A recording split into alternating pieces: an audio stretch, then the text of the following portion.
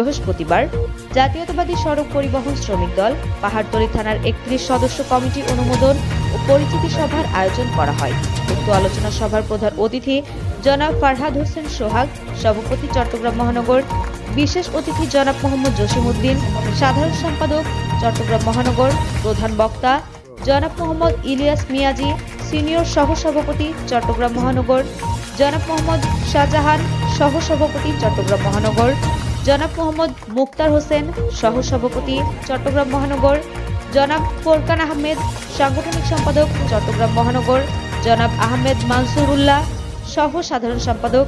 আরও উপস্থিত ছিলেন পাহাড়তলী থানার সভাপতি মোহাম্মদ হোসেন, সাধারণ সম্পাদক মোহাম্মদ হায়দার আলী, সাংগঠনিক সম্পাদক মোহাম্মদ শাহিন, মোহাম্মদ শামসুদ্দোহা, মোহাম্মদ নাজমুল ইসলাম, মোহাম্মদ জাহাঙ্গীর আলম খোকন, মোহাম্মদ সম্রাজ, মোহাম্মদ সুমন, মোহাম্মদ শামসুদ্দিন, মোহাম্মদ সোহরাব, মোহাম্মদ শাহিন আলম, মোহাম্মদ জামাল, মোহাম্মদ মাসুদ রানা, মোহাম্মদ পিয়াস, মোহাম্মদ মাসুদ আলী, মোহাম্মদ রবিউল হাওলাদার, মোহাম্মদ নাসির, মোহাম্মদ জাহাঙ্গীর, মোহাম্মদ আরিফ হোসেন চৌধুরী, মোহাম্মদ মুস্তাফিজুর রহমান, মোহাম্মদ ইউসুফ মুনবী, মোহাম্মদ ইহসান, মোহাম্মদ সুলাইমান, মোহাম্মদ নজরুল, মোহাম্মদ জুয়েল মৃধা, মোহাম্মদ রাজু, মোহাম্মদ আব্দুল কাদের, মোহাম্মদ শাকিল, মোহাম্মদ শাহিন।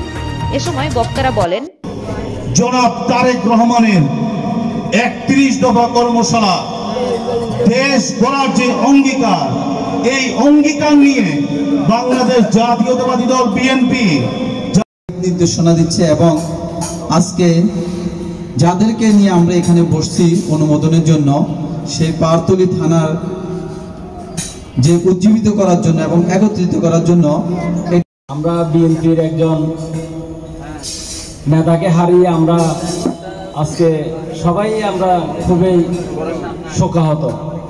আমরা সরকার আগে মানুষের জেল খাটত, এখন গাড়ির জেলখানা করেছে। যেহেতু আমরা এখানে পরিবহনের লোক সবাই, এমন কোনো ব্যক্তি নেই, এমন কোনো সড়কে আমাদের শ্রমিক ভাইরা, চালক ভাইরা নির্যাতিত হয় নাই, এমন কোনো ব্যক্তি নেই।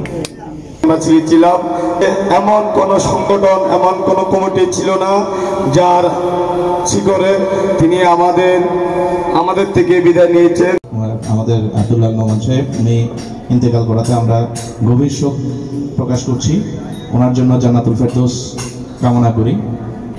অনুসারে আমরা যেন কাজ করতে পারি, সকল ভাই যেন আমাদের সাথে একত্রিত হয়ে থাকতে পারেন, থাকেন। জীবনে প্রথম আসলাম,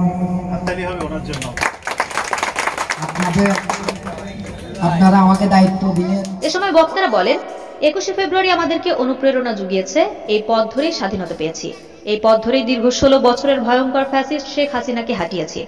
যাতে কোনো ফ্যাসিবাদের উত্থান না ঘটে, ২১এর চেতনা থেকে সে শিক্ষা নিতে হবে। বক্তারা আরো বলেন, ন্যায় বিচার, সাম্য, সমঅধিকার নিশ্চিত করতে একটি অবাধ সুষ্ঠু নির্বাচন দিতে হবে। ধ্বংস হওয়া গণতন্ত্র, ভোটের অধিকার ফিরিয়ে দিতে নির্বাচন দিতে হবে।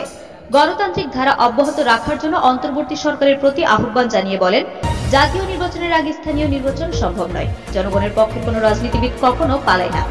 দেশনেত্রী বেগম খালেদা জিয়া তার উজ্জ্বল দৃষ্টান্ত। আপনারা দেখছেন এত উৎপীড়ন, এত অত্যাচার, এত বন্দিত্ব, তারপরেও তিনি তার জনগণ আর দেশ ছেড়ে যাননি। এটাই বিএনপির সাথে তাদের পার্থক্য। এ সরকারের দায়িত্ব হচ্ছে অবাধ সুষ্ঠু নির্বাচন করা। তার সঙ্গে আরো কিছু আনুষঙ্গিক কাজ আছে, সংস্কার আছে, যেটা প্রয়োজনীয় সংস্কার। যে সময় আছে সে সময় করা সম্ভব, কিন্তু জনগণকে আশ্বস্ত করতে হবে।